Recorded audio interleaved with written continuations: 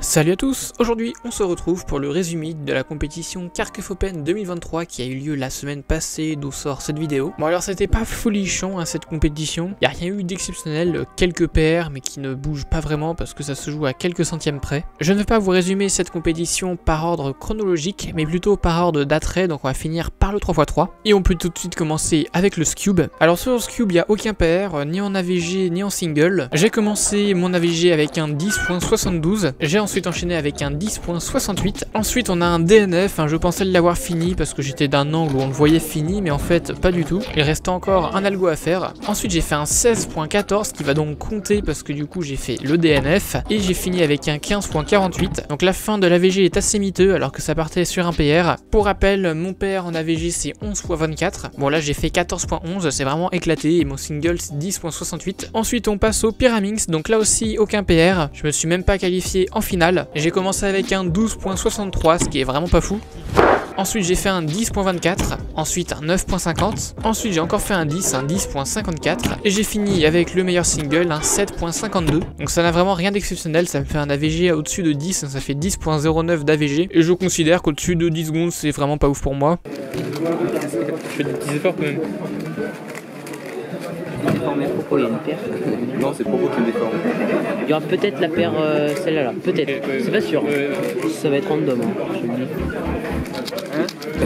Mais tu sais que vraiment, En arrière, c'était la vache 4, genre comme le roi 4. Le roi 4. Vache 4. oh. Ensuite j'ai fait de l'OH, donc j'ai pas été qualifié à la finale, ici c'était le premier round. J'ai commencé avec un 37.09, j'ai ensuite enchaîné avec un 37.02, donc c'est vraiment ultra régulier, on est à 0,07 d'écart par rapport au premier. Ensuite j'ai fait un 39.83, c'est un peu plus mais ça reste régulier. Ensuite j'ai fait un 39.28, là encore très régulier, et on finit encore avec un 39, un 39.38. Donc voilà, on est vraiment ultra régulier, ça me fait un AVG à 38.58 qui est mon nouveau PR. Évidemment je n'ai pas battu mon PR single qui est un 28.53 qui est très difficile à battre. Ensuite on a eu le 4x4 où là encore je n'ai pas été qualifié à la finale, mais ça faut s'y attendre, c'est le 4x4. J'ai commencé avec un temps vraiment pas ouf, 1 minute 15 et 34 centièmes. J'ai enchaîné avec un 1 minute 07.15 centièmes, donc là ça reste dans mes AVG normaux. Ensuite très régulier, j'ai fait un 1 minute 07.06 centièmes. Ensuite là c'est un PR single, un 59.39, donc c'est un sub 1, ça fait plaisir. Et j'ai fini mon AVG encore une fois avec un temps vraiment pas ouf, c'est un 1 minute 13.02. Ça me fait heureusement une AVG qui reste dans mes temps, c'est un sub 1 minute 10, 1 minute 09.08, donc c'est correct, mais il n'y a vraiment rien d'exceptionnel à part du coup le PR qui est sub 1. D'ailleurs pour ce tour j'ai emprunté le 4x4 de Malo qui tourne beaucoup mieux que mon MGC que j'ai beaucoup trop lubé et qui tourne vraiment très mal. Il y a tellement de lube que c'est devenu de la pâte, on dirait qu'il y a de la colle dedans, c'est vraiment infâme. À voir si je me rachète un 4x4 prochainement. Ensuite on a eu le 2x2, alors pour cet event je ne visais absolument pas la finale, sauf que j'ai fait une AVG plutôt correcte et le niveau de la compétition n'était pas très élevé. Et j'ai raté la finale à 2 places près, j'ai été 18ème et pour passer en finale il fallait du coup être top 16. Évidemment aucun PR au 2x2 parce qu'au Paris Open j'avais tout défoncé, mais c'est une AVG qui reste correcte pour mon niveau. J'ai commencé avec un sub 5, un 4.95. Ensuite j'ai enchaîné avec le pire temps de la O5, un 6.63, donc ça je suis assez déçu.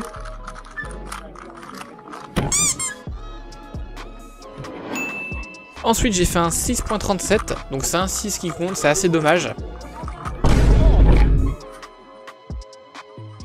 Ensuite j'ai fait un 4.37. Et pour finir j'ai encore fait un sub 5, le meilleur, un 4.17. Donc c'est assez dommage parce que j'ai quand même fait pas mal de sub 5, l'AVG pouvait être sub 5 si j'avais pas fait 2.6, mais je me contente d'un AVG à 5.23 qui reste correct du coup. Donc regarde, tu vas faire D2, après moi je fais la pince, je fais RP pince. Ouais. Voilà, et après le roule il sera ici. Donc je fais D2. Ouais, tu fais je fais juste D2. D2, fais D2. Ok, pince, D2. D2. Y'a pas la... C'est pas, hop. C'est pas au fond là? Rota. Ouais, rota, comme ça. Hop, D2. Hop,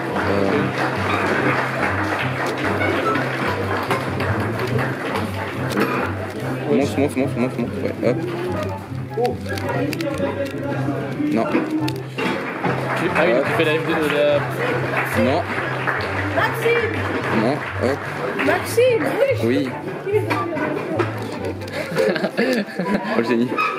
Hop là. Oui, Non, on fait une E là. Oui, oui. Hop. Je fais une G, c'est une G. Fais-la toi-même. Oh, t'aides à rien. C'est fou. C'est pas.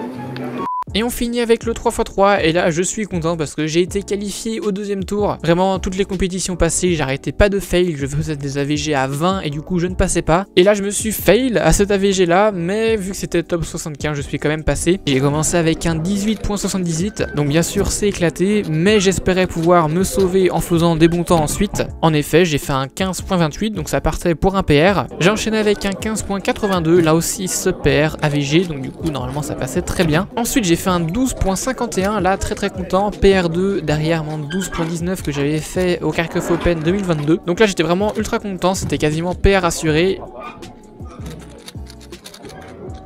Et j'ai fini la dernière solve, préparez-vous à un 16.54. Mais vu que j'avais un 18 au début, et ben le 16 compte dans la moyenne. Et donc là je suis vraiment dépité. Et croyez-le ou non, j'ai quand même battu mon PR. Je suis passé de 15.89 à 15.88. Oui, j'ai vraiment baissé de 0,01 seconde mon PR. Donc c'est PR, pas le meilleur que j'ai vu, je m'attendais à mieux quand même. Donc je vais pas dire que je suis déçu, mais je suis pas ultra content non plus. J'aurais bien aimé faire un sub 15 AVG, là ça aurait été vraiment très beau. Et au deuxième tour, et ben c'est la grosse foirade aussi. J'ai commencé avec un bon temps, un 14.79. J'ai enchaîné avec un 16.62, qui ne va absolument pas être le pire temps de ce AO5.